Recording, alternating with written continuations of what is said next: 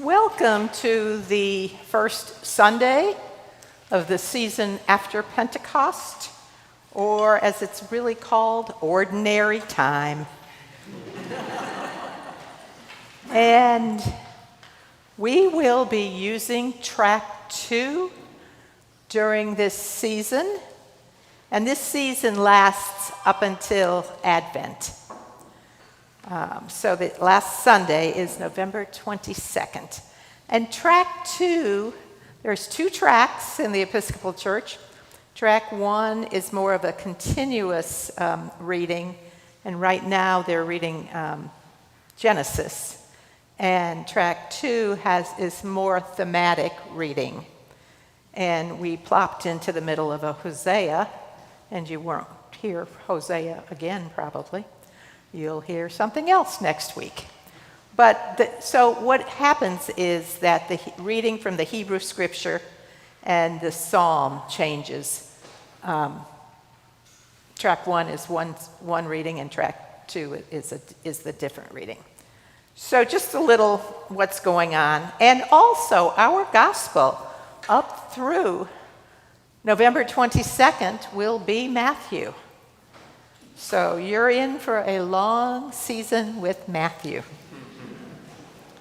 So a little bit about the history of the gospel. The gospel was written to a community finding its way in a world dominated by Roman imperial power. The Romans controlled the political, economic, and military structures to benefit themselves.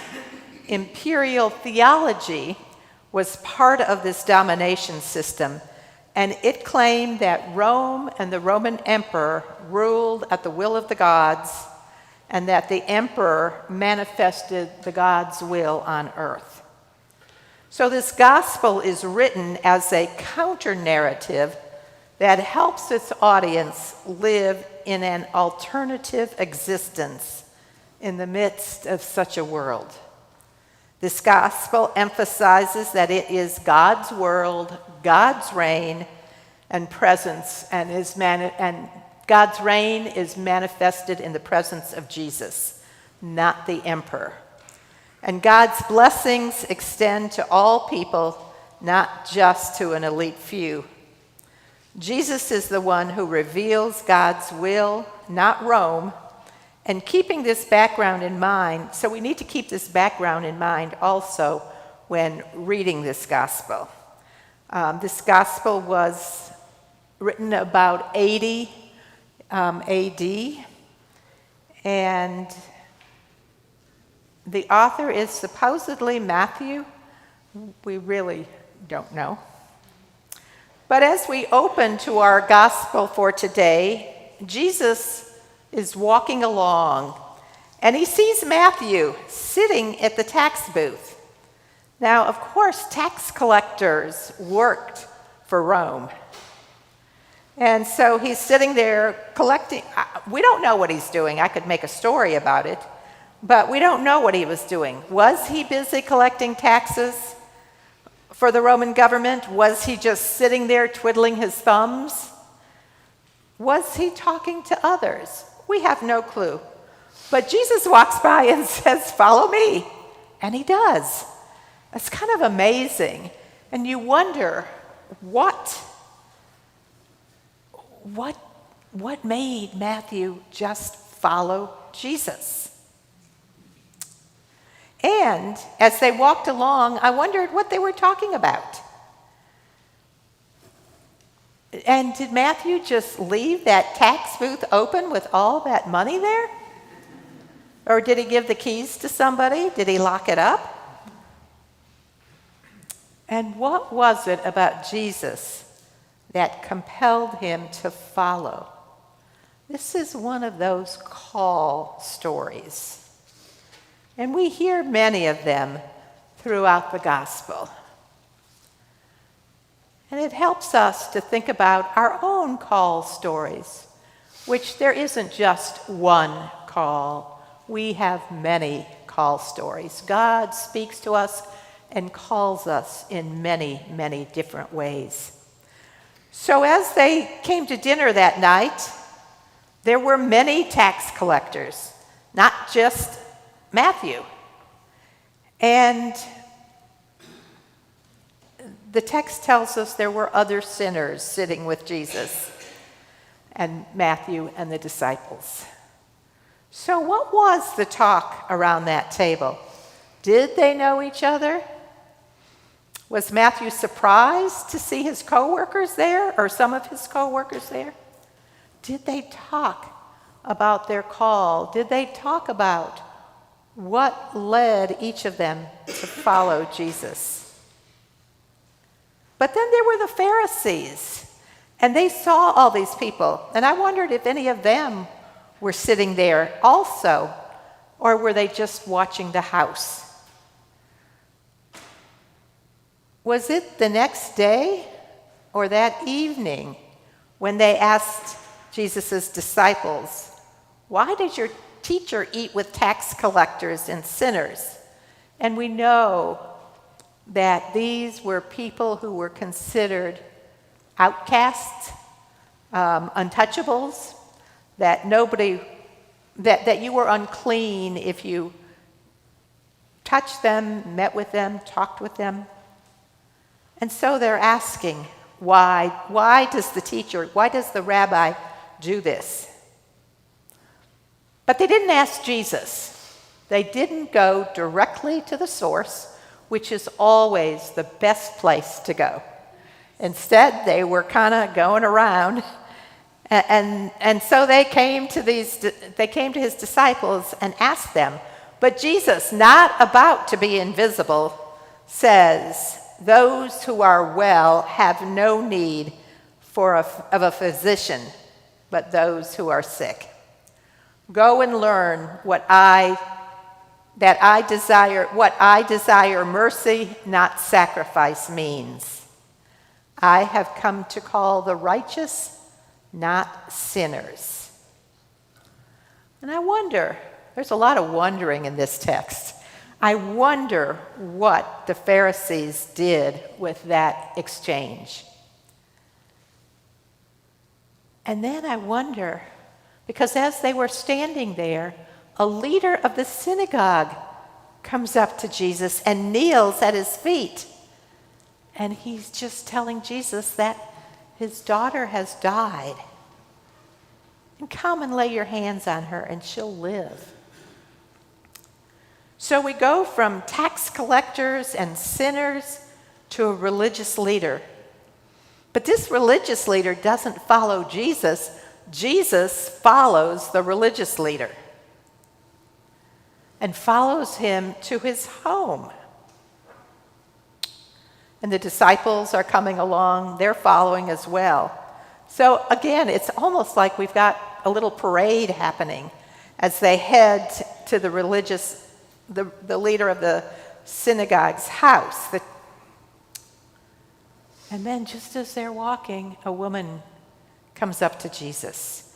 She comes behind him and she touches the fringe of his cloak. And he turns and says, "Take heart, daughter. Your faith has made you well." And she was healed of years and years and years of bleeding. If you want a more expansive version of this story, go to either Luke or Mark, and you'll find a more expansive version of it. Here we have the basics. She touches his fringe, and he says, "Take heart, daughter. Your faith has made you well." I wonder if any of the disciples walking with Jesus and with that group were women. And did the woman who was healed join that group and walk to the leader's house? The mourners, when they got there, were already there, and they were doing what they did when a death occurred. And yet Jesus says to them, "Not follow me, but go away. The girl is not dead, but sleeping." And as he took her hand, she got up from where she was laying. As I read this once again, I noticed that he said to the woman, "Take heart, daughter, your faith has made you well." And I wonder if when he said these words, he was not only talking to the woman, but to the synagogue leader's daughter as well. Because remember, she had been dead. And when he got there, he told the crowds she was only sleeping. And he did not. He just took her hand and she got up. So it just made me think maybe when he was talking daughter, he was talking to the women there, the older woman and the younger girl. It's a lot of wondering. We hear what Jesus does, but we don't hear the reactions of the disciples or the tax collectors or others sitting at table with them. We don't hear the reactions of the women. We don't hear how their lives have changed. We only hear what happened. Both the woman and the leader, I'm going to stop there and I'm going to say, I wonder if that's true for us as well. We may talk about how our lives, we may talk about Jesus touched us, or Jesus was present, or Jesus, my life's been healed, but we really don't embellish the story. And maybe really that it's in the story that we really need to share more. Both the woman and the leader of the synagogue believed that healing was possible through Jesus. They were present to him and to the possibility that healing could happen. But I also wonder how many times the woman had come near Jesus and perhaps had never had the courage to reach out her hand. And then I also wonder, when they saw him, was healing their expectation? I wonder, as we're moving into a new time here at St. Luke's, you've all called a new rector who will be here in a month. And I'm wondering if there's expectations that you might have that we haven't talked about.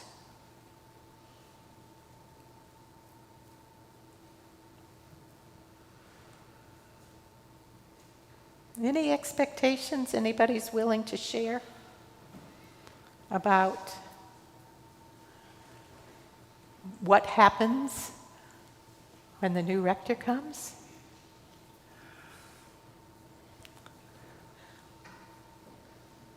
And I'm going to have to repeat it, so. Oh, unless you want to go to the mic, fine.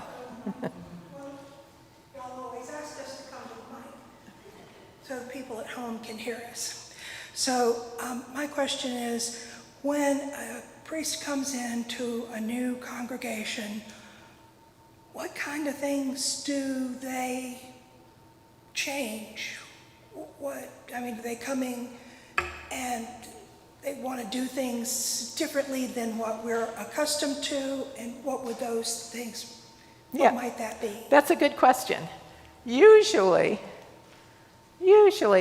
priests don't come in and change things right away.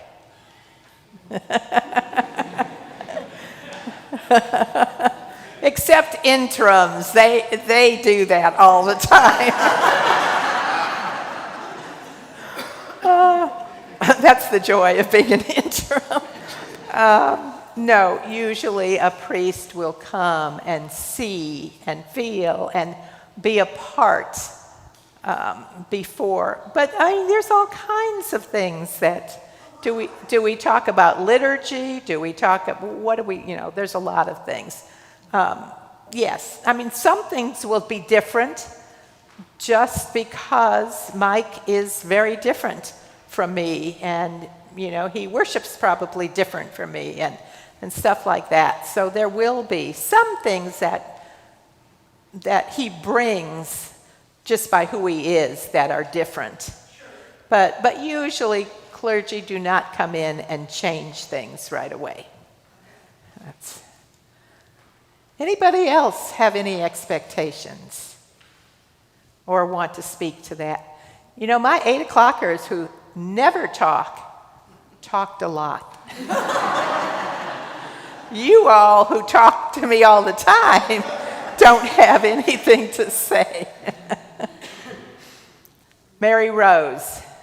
Well, I know you have participated in activism, and I know Cindy set for me what was one of the most incredible examples of activism, when in 2 days' time she had the whole town walking to the, it's not a synagogue, but it's the Jewish church after the killings. And so I suppose we can ask Reverend Mike if he will be up for that kind of activism. Well, yes, you can ask him. She said that she knew that I had participated in activism and that Cindy was very involved and had gotten the whole town, not the whole town, but quite a few people involved in activism. And she wondered if perhaps that you could ask Reverend Mike if he would participate. And of course you can ask him to do that. And you know, remember that this is a new congregation for him, and he's new for you all. So this is a journey. You know, right away he may, I don't know if he'll do that right away or if this is a journey. And so you have to remember that no priests are alike. You know, we're very different. Cindy and I are very different in how we approach things and stuff like that. But yes, by all means, ask. Absolutely. Jim. So the discernment committee addressed both of these things, and I wasn't there for the vestry, but I'm sure they did as well, because we understand these are very important things for you all, and they were for us too. You know, our profile and our... Jim, if maybe you want to use the microphone at this point. She can't repeat all that. I can't repeat all of it, no. I'm not enough. No, they can't hear on Zoom. That's without the mic. Okay, sorry, I'm going to repeat so that the Zoom people will know. So the discernment committee and the vestry were attuned to these issues and felt them to be important for all of us as well. And basically, he assured us that, you know, the first thing he's going to do is come and listen. He worked for a personnel department. That's not the right term, but he worked in personnel. HR. He's used to listening to that. He was a manager there. He was the head of the department. He understands that what he's coming into and how to tread softly at first. Find out, he wants to be our priest, so he's going to find out where we stand and where we want to be. He was also very active in social justice issues in the 2 positions that he had before. He has read that, and it resonated with him when he read that we are too interested in social justice. So I think that will happen. Again, it may be 6 months or who knows what. You know, life happens and sometimes things go faster than you expect, but he will definitely support that, if not be out there marching with us. Thank you. I appreciate you. I appreciate you speaking from the stance of the discernment committee. I just do want to acknowledge that there are